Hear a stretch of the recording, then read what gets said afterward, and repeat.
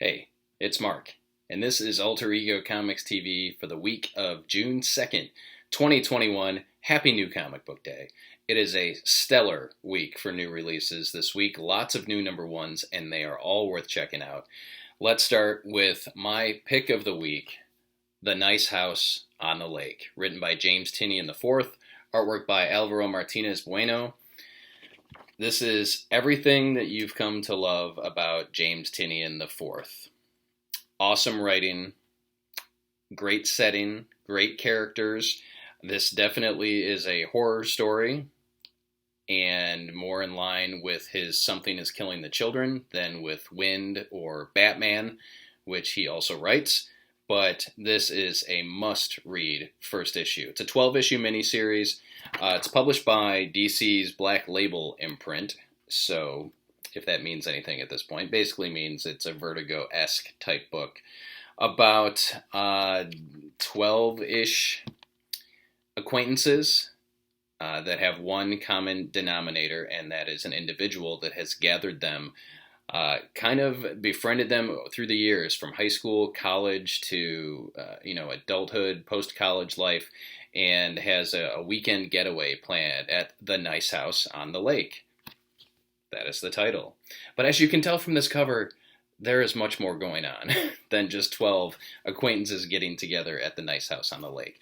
I literally cannot tell you much more about it without spoiling the story, so stay away from social media that may spill the beans on this one, and there are a couple of books like that this week, but highest recommendation for the Nice House on the Lake. Next is a book by one of my favorite people in the universe, J. Michael Straczynski, the creator of Babylon 5 and the writer of The Resistance over at AWA Studios. And now this is a spin-off of The Resistance called Moths. It is a 6-issue miniseries written by Straczynski, stunning artwork by Mike Choi. If I had to pick a book that is the prettiest book this week, it would be Moths. And this is about, you don't have to have read The Resistance to enjoy Moths. Now, I read the first issue of Resistance and had every intention of going back and reading the first volume when it came out, and it is out, and I haven't gotten around to it, but I still enjoyed the heck out of Moths. About individuals that develop powers, which is a lot of what Straczynski does, but there's some limitations on this. For example, once you choose to manifest your powers, you only have 6 months to live. So what do you do? And you don't know what your power is going to be. So there are a lot of questions for the individuals, some huge kind of life choices that need to be made. And again, great character development, which is something Straczynski is really known for. This makes me want to go back, and I, again, will make an effort to remember to read The Resistance Volume 1 this weekend. But again, not necessary. I think you'll want to read The Resistance after you read Moths number 1. This is actually my wife Angie's pick of the week, but it was a close tie, or a close competition for her between Moths and Nice House on the Lake. So those are two highest recommendations this week. Another one that is fantastic and spoilerific, so stay away from the interwebs until you read it, and that is Star Wars War of the Bounty Hunters, issue number 1. So this is the official issue number 1. So we had an alpha that came out about a month ago, and now we have number 1 of 5. So this is a 5-issue miniseries written by Charles Soule, artwork by Luke Ross, and it's the journey of Han Solo, frozen in carbonite, from Cloud City in The Empire Strikes Back to Jabba the Hutt. But it has not gone as planned for Boba Fett. Han's carbonite body has been stolen, and the reveal is stunning. It is outstanding, and I think if you are at all a Star Wars fan, you have to read this series. I could say more, but I will spoil things if I do. But I will say that I love it when comics or TV series or movies, there are callbacks to lots of things that have come before in the Star Wars universe. in this first issue, including other bounty hunters. You can see that Boba Fett is holding 4 LOM's head, his severed head. We get an appearance by Zuckuss. We get some of Jabba's rogues gallery there, including Bib Fortuna and Gamorrean guards and all that fun stuff. But there's much, much more.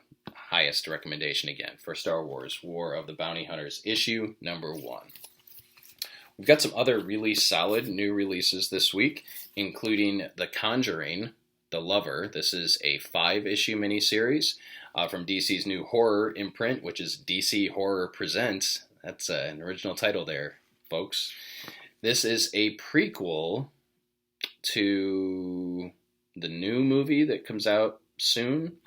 I know nothing about the world of The Conjuring because I'm a scaredy pants and don't like horror movies for the most part.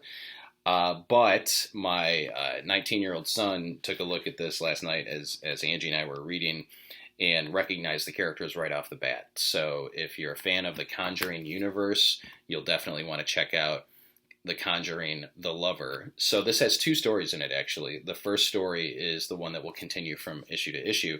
The second story is actually written by Scott Snyder and is a standalone story.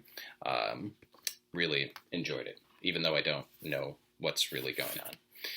Another book that I really had zero expectations for because I'm not a Lobo fan in the slightest is Crush and Lobo, issue number 1. This is an 8-issue miniseries written by Mariko Tamaki, artwork by Amanake Nahupan. Stunning artwork again. Fantastic artwork in this. So Crush is Lobo's daughter, if you haven't been keeping up with the DC universe as of late. And this is kind of her story, her personal life. She's been a member of the Teen Titans. She has left Titans Academy and is kind of off doing her own thing. She's got a girlfriend that she kind of dropped the ball on by maybe ruining her birthday party. And then her dad shows up and there might be a team up. There might be a father-daughter team up in Crush and Lobo. Again, I did not expect to enjoy this. And I did. And I think a lot of that has to do with Mariko Tamaki being an amazing writer and the stunning artwork that's in Crush and Lobo. Cullen Bunn, the man who writes 5,000 books a year, has a new horror book out from Boom Studios called Basilisk. This has artwork by Jonas Scharf. And this has really solid artwork in it too. I love it. I love it when a plan comes together. I love it when the story and the words and the pictures come together to create something awesome. This has a supernatural element to it, which a lot of Cullen Bunn's work does. So if you're a fan of horror / supernatural, you will dig it. It's as simple as that. Speaking of horror and supernatural, we've got Out of Body, issue number 1 by Peter Milligan and Inaki Miranda from Aftershock. And this has a heavy supernatural element to it. There are lots of different things going on in here. We've got a man that's on life support whose soul is trying to escape his body. And there's a young teenage girl who can kind of connect with him while he's in this comatose state. And there's a big bad working behind the scenes trying to maybe persuade the girl with these supernatural abilities to come over to the dark side. Perfect for fans of Supernatural. Peter Milligan's previous work. If you're familiar with Milligan stuff, then again, you'll dig this too. And this one I did not read, but it's more of a public service announcement. Batman: The Adventures Continue Season 2 starts today. So this is issue number 1 of the second season of Batman the Animated Series as if it continued. And it's timed perfectly with the trade paperback for Season 1. So you can pick up Season 1 and dive into Season 2 if you're a fan of Batman the Animated Series. This is that world continuing on in comics. Also in the world of graphic novels, we've got a couple other things I highly recommend. The Unkindness of Ravens from Boom Studios is a witchcraft story set in present day, but also with connections to the past. We've got pull quotes on the back that include The Love Child of Clueless and The Craft, a series that is difficult to put down once you begin, and puts a centuries-old conflict in a New England high school in one of 2020's best comic debuts. Written by Dan Panosian, Artwork by Mariana Ignazi. I recommend this one. And this one I have not read, but it's another kind of public service announcement. And this is Harley Quinn, Black, White, and Red. This was a digital only release. It wasn't released in single issues, but it is released in graphic novel format.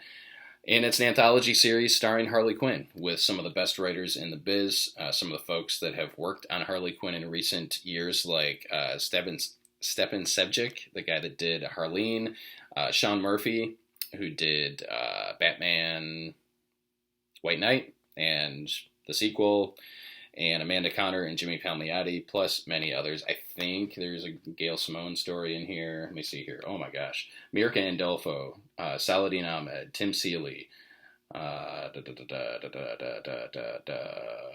these people. Sam Humphries, Frank Thierry, artwork by Sevcik, Mirka Andolfo, Riley Rosmo, who's penciling the current Harley series. All kinds of great stuff.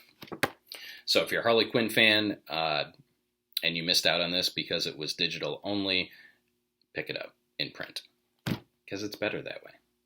And that's it. There's more, too.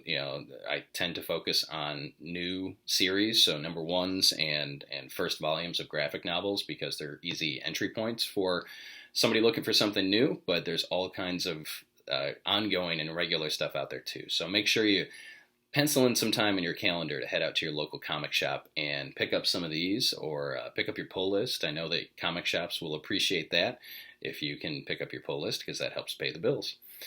So if you enjoyed this week's episode, give it a like, give it a thumbs up, and make sure to subscribe and leave a comment. Again, let me know where you're watching from. Thank you to those of you that did that last week. We had a couple viewers in the UK, had some stateside folks. Always interested to see where you're watching from. And if there are any books that you recommend, or any questions about life in the comic book industry, always happy to answer those. So thank you for watching, and I'll see you again real soon.